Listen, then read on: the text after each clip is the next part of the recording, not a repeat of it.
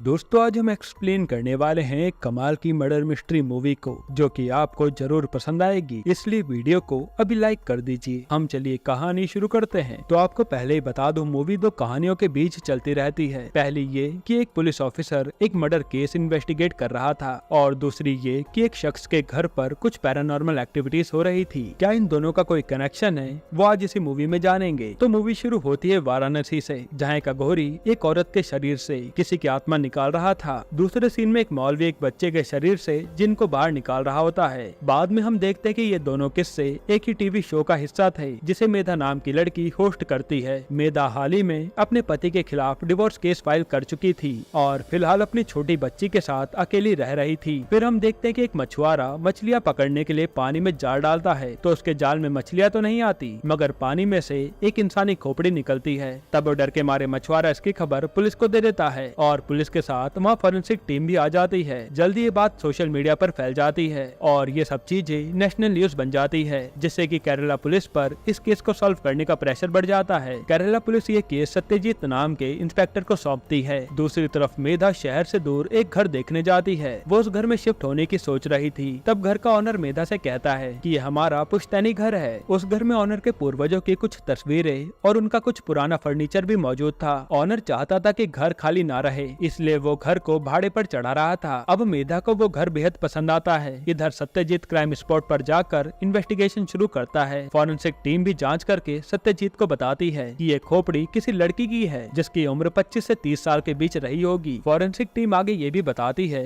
कि उस लड़की को मरे 1 साल हो चुका है, यानी अंदाजन उसकी मौत सितंबर 2019 में हुई थी। इसके बाद सत्यजीत अपनी टीम से कहता है कि पिछले 2 सालों में जितनी भी औरतें गुमशुदा हुई हैं, उनकी लिस्ट मुझे चाहिए। यहाँ मेधा अपनी बेटी और मेड के साथ अपने नए घर में शिफ्ट होती है, और मेधा डिवोर्स केस के सिलसिले में कभी कभी अपनी लॉयर से मिलती थी, जिसका नाम था हरिता। दोनों बात कर रहे होते हैं। तब हरिता मेधा से उसकी बहन के बारे में पूछती है। मेधा कहते कि मेरी बहन को आत्माओं के बारे में जानने का बहुत शौक था, इसलिए उसने पैरासाइकोलॉजी में डिग्री ली है। लेकिन एक दिन फिर अचानक उसने आत्महत्या कर ली, और इस बात से हम भी हैरान थे, और आज तक हम उसकी मौत का कारण नहीं जान पाए। दूसरी तरफ सत्यजीत ने जो मिसिंग लोगों की लिस्ट मंगवाई थी, उसे फिल्टर करने के बाद अब 37 लोग बचे थे, यानी अब पुलिस को टोटल 37 लोगों के बारे में पता करना है। सत्यजीत फिर अपनी टीम को उन 37 लोगों के डिटेल्स निकालने को कहता है। वहीं उस खोपड़ी को फेस रिकंस्ट्रक्शन करवाने के लिए उसे लैब भिजवा दिया जाता है। इस तरफ मेधा के साथ अजीब अजीब घटनाएं पेश आना शुरू हो जाती हैं, जैसे वॉश बेसिन से किसी के बालों का मिलना, आइस क्यूब से कीड़े मकोड़ों का निकलना, घर में किसी के होने का एहसास होना। फिर एक रात जब मेधा और उसकी बेटी सो रहे होते हैं, तब उनके कमरे में पानी बहने लगता है। तब मेधा ने पानी कहाँ से आ रहा है ये चेक करने के लिए कमरे का दरवाजा खोला, तो बाहर उसकी मेड डरी हुई खड़ी थी।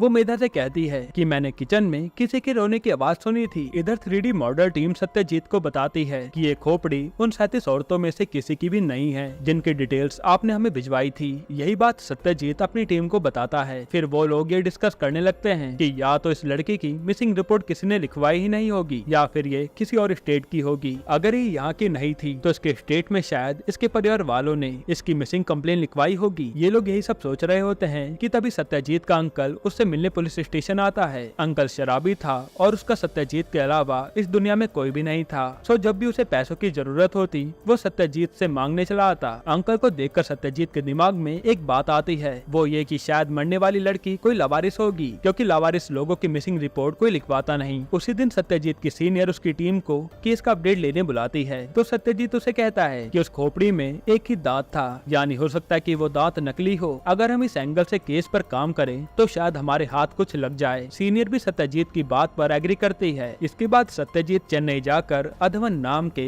एक डेंटिस्ट से मिलता है। अधवन सत्यजीत को बताता है कि हर एक टीथ का एक पर्टिकुलर पैटर्न होता है। तब सत्यजीत अधवन से वो लिस्ट मांगता है जिन्होंने खोपड़ी वाले दांत के पैटर्न को यूज किया हो, और केरला में कितने ऐसे पैटर्न आए थे उसकी भी डिटेल्स ले लेता है। फिर लिस्ट लेकर सत्यजीत अपनी टीम को देता है और उन्हें एक एक करके कॉल करने को कहता है। जिसने भी कॉल नहीं उठाया वही हमारा विक्टिम होगा। यहाँ मेधा के घर पर अजीब घटनाएं थमने का नाम नहीं ले रही थी, बल्कि वो और बढ़ती जा रही थी। तब मेधा इस बात का हल ढूंढने के लिए अपनी दोस्त की मदद से एक पैरानॉर्मल एक्टिविस्ट के पास आती है, जिसका नाम था जारा। जारा देख नहीं पाती थी, लेकिन वो भूत वगैरह महसूस कर सकती थी। अब मेधा की सारी शिकायत सुनने के बाद जारा उस रात को 3 बजे अपने साथ एक और बंदे को लेकर उसके घर आती है। इधर सत्यजीत की टीम उसे बताती है कि उस लिस्ट में से एक व्यक्ति ने कॉल पिक नहीं किया तो वो उसकी डिटेल सत्यजीत को मेल कर रहे हैं। इधर जारा मेधा से कहती है कि मुझे बुरी शक्ति की बदबू आ रही है। इसके बाद वो मोमबत्तियां जलाकर कुछ रिचुअल करती है। फिर थोड़ी देर बाद जारा मेधा को बताती है कि इस घर में ईवा मारिया नाम की लड़की की आत्मा रहती है, जो जानकर मेधा के होश उड़ जाते हैं। इधर सत्यजीत को भी मेल पर वही नाम दिखता है, ईवा मारिया, जिसकी उम्र 29 साल थी। खैर अब उस रात मेधा को बुरे बुरे सपने आते हैं, पता नहीं क्यों, मगर उसे फ्रिज को देखकर ऐसा लगता है कि ये सब इसी फ्रिज की वजह से हो रहा है। फिर अगली सुबह वो घर के ओनर को कॉल करके फ्रिज ले जाने को कहती है। दूसरी तरफ पुलिस को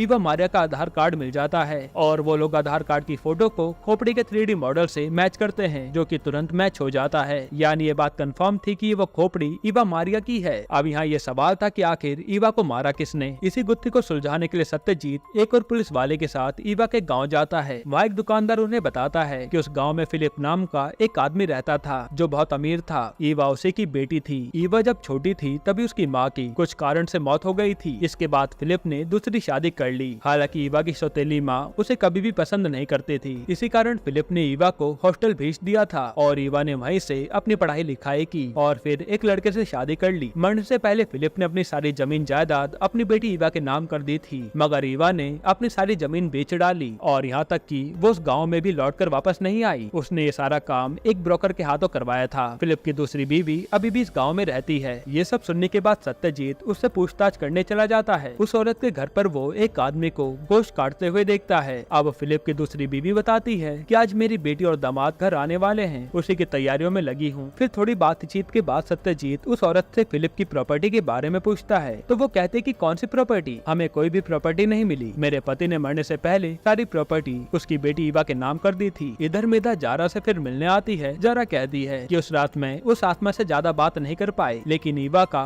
और तुम्हारे घर के फ्रिज का कोई ना कोई कनेक्शन जरूर है। ईवा तुम्हें नुकसान नहीं पहुंचाएगी, बस वो तुम्हारे जरिए किसी से कुछ बताना चाहती होगी। तुम इस बारे में पता करने की कोशिश करो। अब घर जाकर मेधा अपने हाउस ओनर को कॉल करती है और उससे पूछती है कि क्या आप मुझे बता सकते हो कि ये फ्रिज आपने कहां से लिया था। हाउस ओनर मेधा को उस शॉप को पता दे देता है। फिर उस शॉप पर जाकर मेधा दुकानदार को फ्रिज की फोटो दिखाकर पूछती है, तो दुकानदार कहता है कि ये फ्रिज मैंने शायद एक्सचेंज ऑफर में लिया था, मगर कहां से लिया था वो मुझे याद नहीं। उसी दिन सत्यजीत की टीम ईवा के कॉल रिकॉर्ड्स उसके पास भिजवाती है। यहाँ हैरानी की बात ये थी कि फॉरेंसिक टीम के मुताबिक ईवा सितंबर 2019 में मर चुकी थी, मगर उसका फोन मार्च 2020 तक एक्टिव था और फोन आखिरी बार वाराणसी में स्विच ऑफ हुआ था। यानी उसका फोन वाराणसी में था। ये कैसे मुमकिन हो सकता है? जब ईवा 2019 में मर गई थी तो 2020 तक उसका फोन कौन चला रहा था? ये भी एक गुत्थी है। इस तरफ मेधा ईवा मारिया को फेसबुक पर सर्च करने लगती है और ढेर सारी प्रोफाइल्स देखने के बाद मेधा को एक प्रोफाइल नजर आती है जिसमें वाराणसी की डीपी थी। मेधा अंदाजा लगाते कि शायद यह ईवा मारिया का अकाउंट होगा।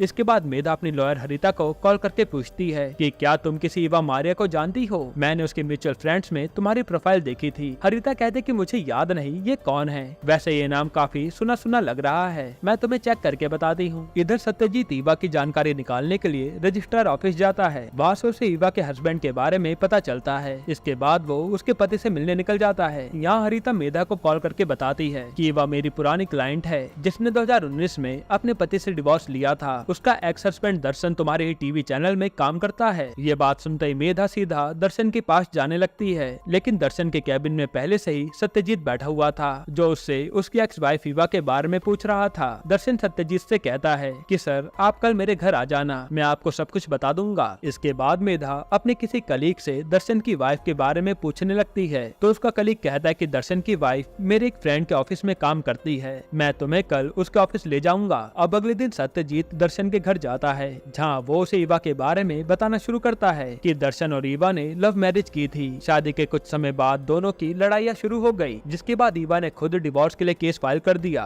दर्शन ने ईवा से 3 करोड़ लेकर अपना बिजनेस शुरू किया था, लेकिन जब बात डिवोर्स तक पहुंच गई तो ईवा ने अपने पैसे वापस मांगे। तब दर्शन के ससुर जी यानी अब जो उसके ससुर हैं, उन्होंने उसकी पैसे लौटाने में मदद की थी। तब दर्शन ने ईवा को उसके पैसे वापस कर दिए और दोनों ने डिवोर्स ले लिया। फिर उनका एक दूसरे से आज तक कांटेक्ट नहीं हुआ। अब प्रेजेंट में दर्शन सत्यजीत से पूछता है कि आखिर बात क्या है सर। सत्यजीत उसे बताता है कि ईवा की 1 साल पहले मौत हो गई है। ये खबर सुनकर दर्शन और उसकी पत्नी चौंक जाते हैं। इसके बाद चेन्नई से डॉक्टर राघवन सत्यजीत को कॉल करके बताता है कि यहाँ पुलिस को किसी अनजान लड़की का कटा हुआ हाथ मिला है। फिलहाल वो लोग ये केस सुलझाने में लगे हैं, क्या पता इससे तुम्हारे केस का कोई कनेक्शन हो। फिर सत्यजीत चेन्नई पुलिस को कांटेक्ट करके उस हाथ की DNA रिपोर्ट्स मंगवाता जाता है और डीएनए रिपोर्ट मैच करने पर पता लगता है कि वो कटा हुआ हाथ ईवा का ही है। जो बात जानकर सब लोग हैरान थे। यहाँ हरिता मेधा को बताते हैं कि ईवा ने खुद ही अपने पति से अलग होने का फैसला किया था और अपना गम भुलाने के लिए वो देश के सभी मंदिरों के दर्शन करने जाने वाली थी। डिवोर्स के बाद मेरी उससे एक दो बार मुलाकात हुई थी बस। इसके बाद मेधा ईवा के बारे में पूछने उसके ऑफिस जाती है। वहाँ एक लड़की मेधा को बताती है कि मेरी लास्ट टाइम ईवा से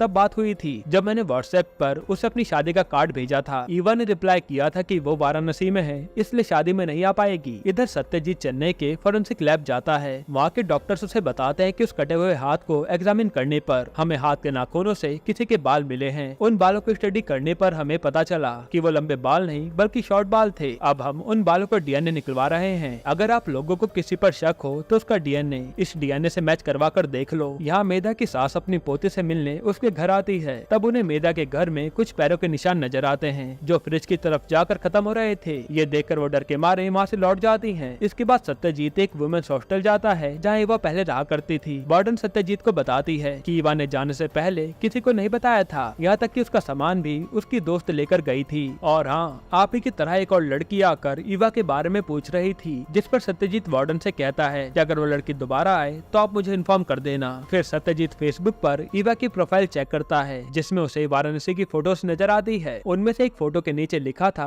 कि कोविड-19 की वजह से वाराणसी में हुई पहली मौत। ये देखने के बाद सत्यजीत अपनी टीम को बुलाकर डिस्कस करता है कि रिकॉर्ड्स के मुताबिक वाराणसी में कोविड से पहली मौत 4 अप्रैल 2020 को हुई थी, यानी उस समय ईवा भी वहाँ मौजूद थी। अब उस समय वहाँ कौन कौन था इसकी डिटेल्स निकलवाई जाती है। सत्यजीत कहता है कि जो लोग कोविड के समय वहाँ फंसे थे, गवर्नमेंट ने उनके लिए बस का इंतजाम करके उन्हें घर भिजवाया था, तो तुम लोग वहाँ से भी पता करो। फिर कुछ देर बाद सत्यजीत की टीम उसे बस के पैसेंजर्स की लिस्ट लाकर देती है जिसमें ईवा मारिया का नाम शामिल था। सत्यजीत को उस लिस्ट में अपने अंकल का नाम भी नजर आता है, तो वो तुरंत जाकर उनको ईवा की फोटो दिखाता है और उसके बारे में पूछने लगता है। तब सत्यजीत का अंकल कहता है कि बस वाली ईवा ये नहीं बल्कि कोई और थी जिसे मैंने कुछ दिन पहले इसी शहर में देखा था। सत्यजीत समझ जाता है कि कोई और है जो ईवा के नाम से उस शहर में अभी भी रह रहा है। फिर वो अपने अंकल को कुछ पैसे देकर कहता है कि आपको अगर ईवा नजर आए तो मुझे तुरंत कॉल करना। इसके बाद सत्यजीत फिर अपनी टीम के साथ इस केस को डिस्कस करता है कि फोरेंसिक रिपोर्ट्स की माने तो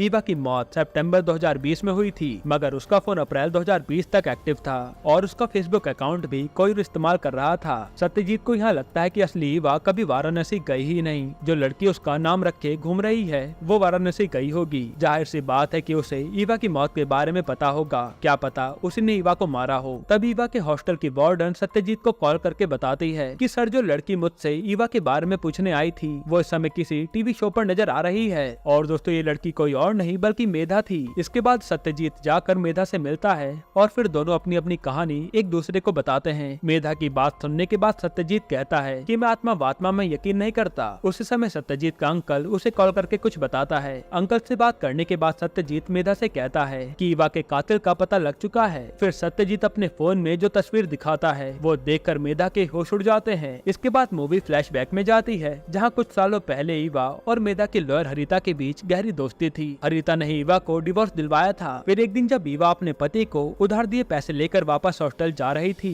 तब हरिता ने उसे कहा कि इतनी रात को तुम अकेली कैसे जाओगी, वो भी इतने सारे पैसे लेकर। एक काम करो, तुम आज मेरे घर पर रुक जाओ। तब ईवा मान जाती है, लेकिन उसके पास मौजूद 3 करोड़ रुपए देखकर हरिता के मन में लालच आ गया था। वो बिना कुछ सोचे समझे ईवा का गला दबाकर उसे जान से मार डालती है। फिर उसे मारने के बाद वो उसकी लाश के टुकड़े टुकड़े करके फ्रिज में रख देती है, जिसके बाद उसे जब भी मौका मिलता तो वो उन टुकड़ों को एक एक करके यहाँ वहाँ फेंक आती ताकि कोई भी उसे पकड़ न पाए। फिर वो ईवा के आधार कार्ड पर अपनी फोटो चिपका कर एक ब्रोकर की मदद से उसकी सारी प्रॉपर्टी बेच डालती है और प्रॉपर्टी बेचने के बाद वो ईवा का फोन लेकर वाराणसी आ जाती है। वहाँ वो कुछ फोटोज क्लिक करती है जिन्हें वो ईवा के फेसबुक प्रोफाइल से अपलोड करती है ताकि पुलिस को ऐसा लगे कि ईवा वाराणसी गई और वहीं से गायब हो गई। ये सब सुनने के बाद मेधा सत्यजीत से पूछती है कि आपको ये सब कैसे पता। सत्यजीत कहता है कि मेरे अंकल ने अभी मुझे कॉल किया था। उन्होंने मुझे बताया कि उन्होंने ईवा को कोर्ट के बाहर वकील की यूनिफॉर्म में देखा था। मैं समझ गया कि ये जरूर हरिता होगी, क्योंकि जैसा आपने बताया वही ईवा की म्यूचुअल फ्रेंड भी थी। अगर हम हरिता का डीएनए ईवा के नाखून से मिले बालों के सैंपल से मैच करवाएं तो ये बात साफ हो जाएगी कि वो हरिता थी या नहीं। यहाँ हरिता को भी मेधा के साथ होने वाली घटनाओं के बारे में पता चलता है, तो वो उस फ्रिज को देखने उसके घर आती है और वाकई में ये वही फ्रिज था जिसमें हरिता ने 1 साल पहले ईवा के टुकड़े करके रखे थे। इसके बाद यहाँ ईवा की आत्मा गुस्से में हरिता को तड़पा तड़पाकर जान से मार डालती है। फिर अगले दिन पुलिस और मीडिया मेधा के घर के बाहर इकट्ठा हो जाते हैं। वहीं इंस्पेक्टर सत्यजीत इस केस की जांच में लग जाता है, मगर मेधा को ये पक्का हो गया था कि हरिता को मारने वाला कोई और नहीं बल्कि ईवा की आत्मा थी। इसी के साथ ये मूवी यहीं पर खत्म होती है। दोस्तों, आपको ये मूवी कैसी लगी हमें कमेंट में जरूर बताइएगा, और इसके अलावा आप कौन सी मूवी का एक्सप्लेनेशन चाहते हैं वो भी कमेंट कीजिएगा। बाकी अगर आपको हाल ही में आई एक कमाल की मूवी देखनी है तो आप ये वीडियो देख लीजिए।